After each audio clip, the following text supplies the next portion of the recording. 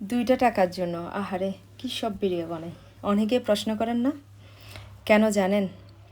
যেন কোনো সময় কারো কাছে টাকার খোঁটা না শোনা লাগে, যেন কারোর কাছে হাত পাতা না লাগে।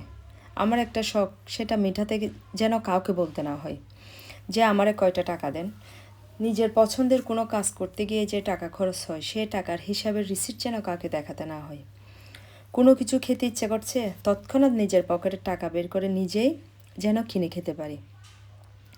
কোন দিন আবার স্বামীও বলে ফেলে, তোমার পেছনে টাকা খরচ করা একটাই লস ইনভেস্ট।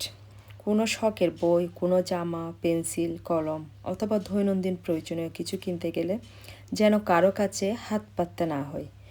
বিয়ের পর মেয়েদের একটা আকর্ষণ বেড়ে যায় বাবা মায়ের প্রতি। বিয়ের পর খুব বেশি বাবা মাকে কিছু দিতে ইচ্ছে করে। ঠিক সেই সময় যেন জামাইয়ের কাছে হাত পাততে না হয় এবং শ্বশুরবাড়ির মানুষের কটু কথা যেন শুনতে না হয়। ছেলের পকেট খালি করে বাবা মায়ের পকেট ভর্তি করতেছে, এমন কথা যেন শুনতে না হয়। কামাই করতে চাই যেন 10টা টাকা খরচ করতে 1000 বার হিসাব করা না লাগে।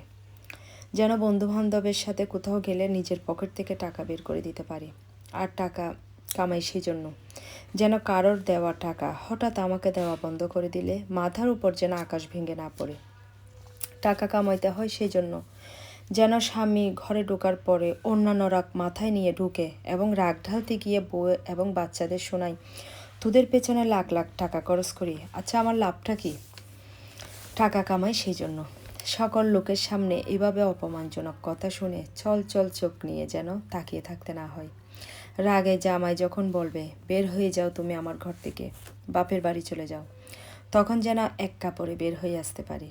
সেই হিম্মতটা যেন নিজের ভেতর থাকে। আর সেই জন্য টাকা কামাতে হয়। টাকা কামাতে হয় কেন জানেন? নিজের পায়ের নিচে শক্ত মাটি তৈরি করার জন্য। যেন শখের একটা জিনিস কিনতে একবারও চিন্তা করা না লাগে, যেন কারো অপমানজনক 2টা কথা শুনতে না হয়।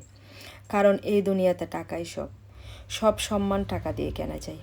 পরিবার হোক, সমাজ হোক, আপনার টাকা আপনাকে সম্মান দিতে পারে, যার জন্য আপনাকে মাটিতে পুঁততে পারে। বিশ্বাস করেন, আপনি টাকা ঢালেন, যা চাইবেন সবই কিন্তু আপনার পায়ের মধ্যে হাজির হবে। এটাই বাস্তবতা। সবাই নারীর নিরাপত্তা বলতে বুঝে একজন নারীর বাবা, ভাই, স্বামীকে।